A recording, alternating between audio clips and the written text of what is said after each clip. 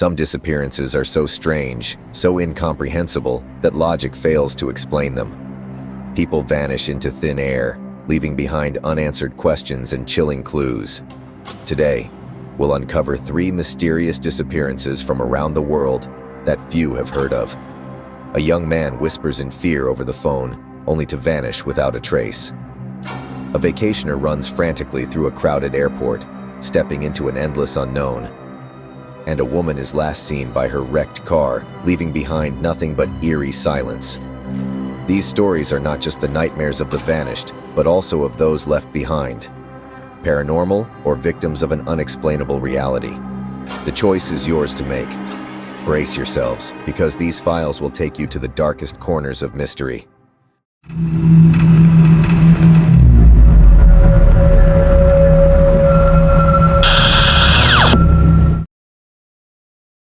Brandon Victor Swanson was a 19-year-old college student living in the town of Marshall, Minnesota, with his family. He attended Ridgewater College, where he was studying environmental science, driven by his interest in natural resources and the environment. Born in 1989, Brandon was a bright, curious, and well-loved young man with big dreams and plans for his future. Brandon was known by those around him as kind, calm, and dependable. His interest in the environment and his choice to study environmental science reflected his passion for understanding and exploring the world around him. Brandon enjoyed spending time with his family and friends. He was sensitive to others' needs and always supportive, making him a beloved figure in his social circle. Even in stressful situations, Brandon maintained his composure. Brandon had a close relationship with his family. He trusted and relied on them, and his love for his parents was evident in his actions and words. However, on the night of May 14, 2008, his life took a tragic turn into the unknown. That night, why did a routine journey for Brandon Swanson turn into a nightmare? A car stuck in a ditch, a young man walking alone in the dark, and then silence. But what lies beyond the silence?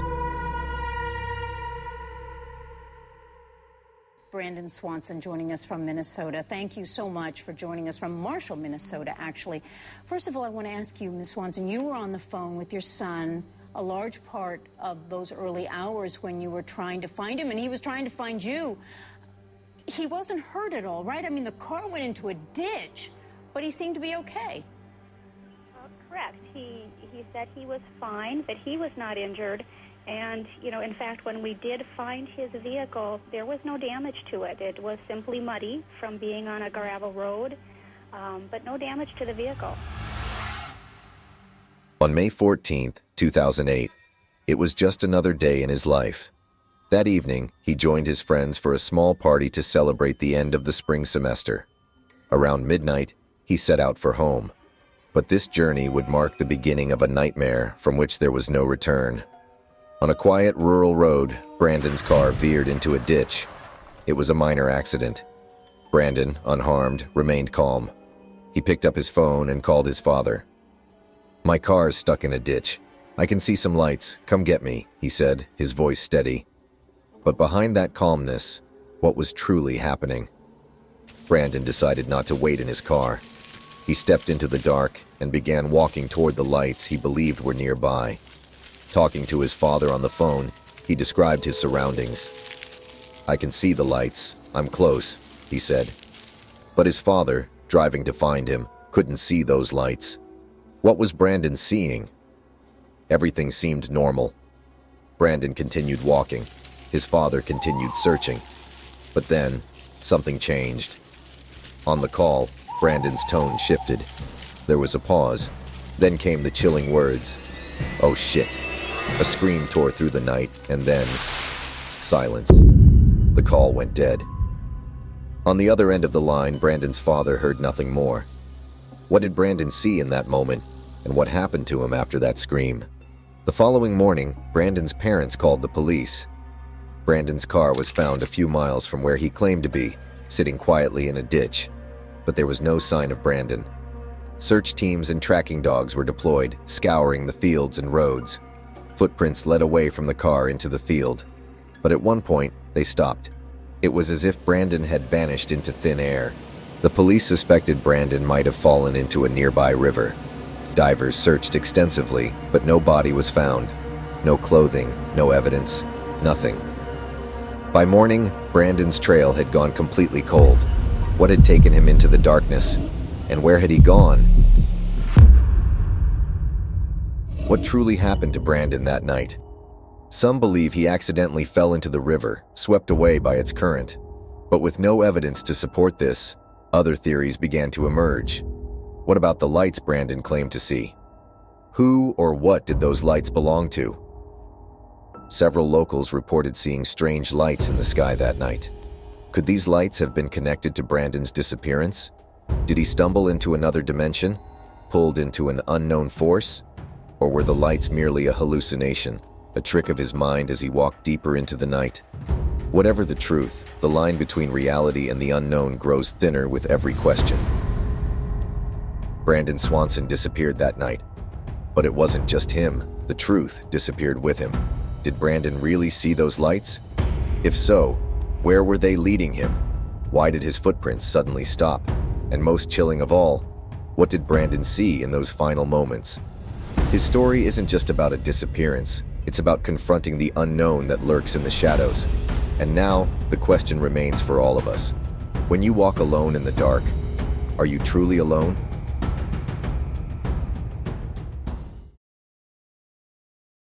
Imagine an ordinary summer vacation.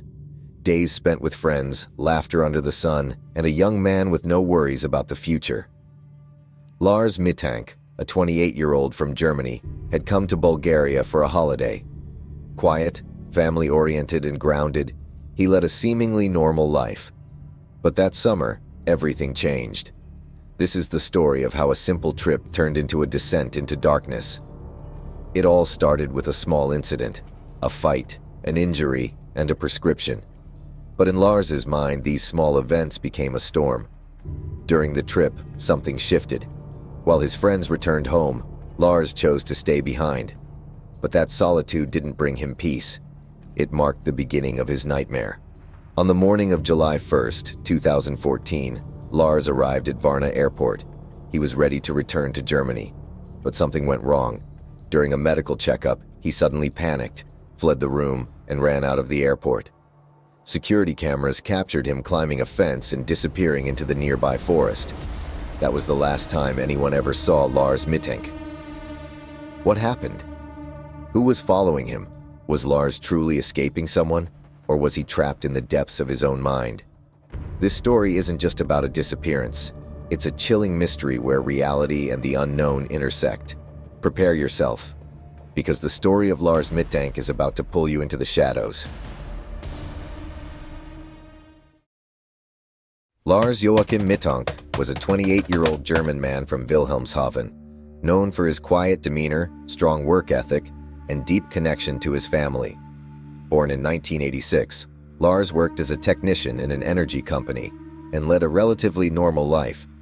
However, his sudden and mysterious disappearance in July 2014 at Bulgaria's Varna Airport turned him into one of the most haunting unsolved mysteries of modern times. In July, Lars traveled to Bulgaria's Golden Sands region for a vacation with friends. At first, it was an ordinary, enjoyable trip. But one night, Lars got into an argument with some locals outside a restaurant.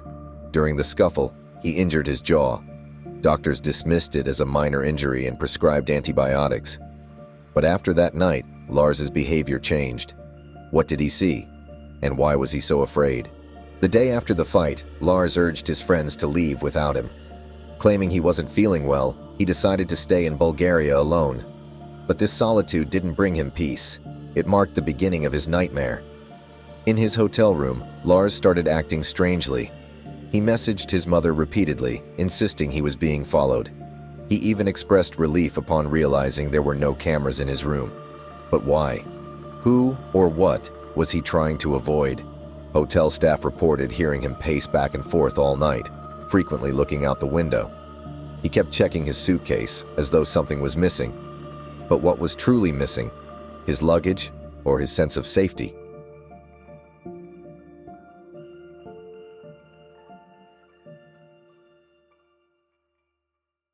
On the morning of July 1st, 2014, Lars left the hotel and headed to Varna Airport. But what happened next was captured by the airport's security cameras, and it remains one of the most chilling moments of his story. At the airport, Lars visited the medical center for a checkup. But during his conversation with the doctor, he suddenly panicked. Something felt wrong, terribly wrong. He jumped up, bolted out of the room, and ran through the airport. Security footage shows Lars sprinting out of the terminal, scaling a fence, and disappearing into the nearby forest. That was the last anyone saw of Lars Mittank. What happened to Lars Mittank? Some suggest he experienced a psychotic episode, potentially triggered by the antibiotics he was taking.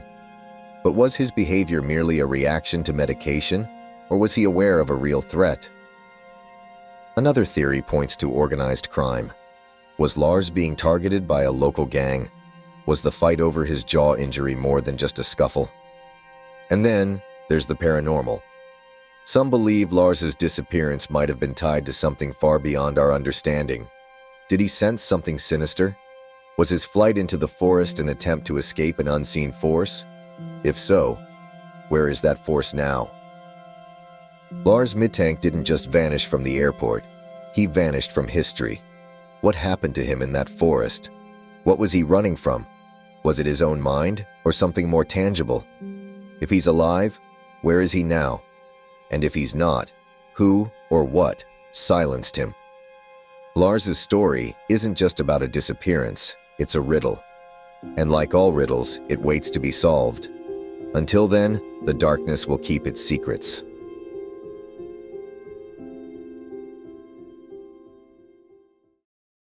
Maura Murray was a bright, ambitious, and athletic young woman born on May 4, 1982, in Hanson, Massachusetts. The fourth of 5 children, Maura grew up in a close-knit family and was known for her determination, intelligence, and disciplined nature. She had a deep bond with her siblings and parents, particularly her father, Fred Murray, who was actively involved in her life and supported her academic and athletic pursuits. Her case remains one of the most baffling, unsolved disappearances in modern American history, captivating true crime enthusiasts and investigators alike. On February 9, 2004, Maura emailed her professors, claiming a family emergency and requesting time off. But there was no family emergency. Instead, she packed her car with belongings, clothes, textbooks, and a wine box, and drove north into New Hampshire's White Mountains. That afternoon, Maura Murray stopped at an ATM. Security cameras captured her withdrawing $280. She was alone, calm, and composed. The footage doesn't show any signs of distress or urgency. It appears to be a normal transaction. But was it? This moment raises countless questions. Why did Maura withdraw this specific amount of money? Was she planning a trip, making preparations for an escape, or simply taking cash for unforeseen needs? This seemingly ordinary act remains one of the few concrete clues in her mysterious journey. At approximately 7:30 p.m., Maura's black Saturn slid off the icy roads of Route 112 in Haverhill, New Hampshire, crashing into a snowbank. A local resident heard the impact and called 911. When law enforcement arrived at the scene, the car was there. Maura was not. Inside the car, police found her belongings, a packed bag, textbooks, and an empty wine box. But there were no footprints leading away from the car. It was as if Maura had vanished into thin air. Witnesses later claimed they saw a young woman standing outside the car moments after the crash. She appeared unharmed and declined help from a passing bus driver, saying she had already called for assistance. But phone records show no such call was made. So, what really happened in those crucial minutes after the crash? Search teams combed the area in the days following her disappearance. Helicopters scanned the forests, and dogs tracked her scent. But no trace of Maura was found. Not a footprint, not a piece of clothing, nothing. Her family was left with more questions than answers. Why had she lied about a family emergency? Where was she going that day? And why did she withdraw cash, pack her car, and drive into the unknown? Maura's disappearance has sparked countless theories. Did she choose to vanish, escaping the pressures of her life? Or was she picked up by a stranger? Perhaps someone with sinister intentions.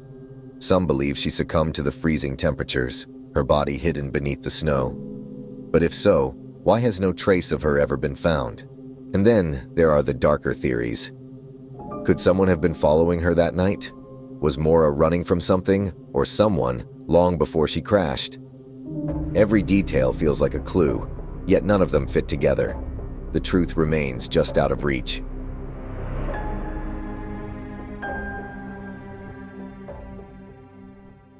Tonight, we explored the stories of 3 individuals who vanished without a trace: Brandon Swanson, Lars Mittank, and Maura Murray.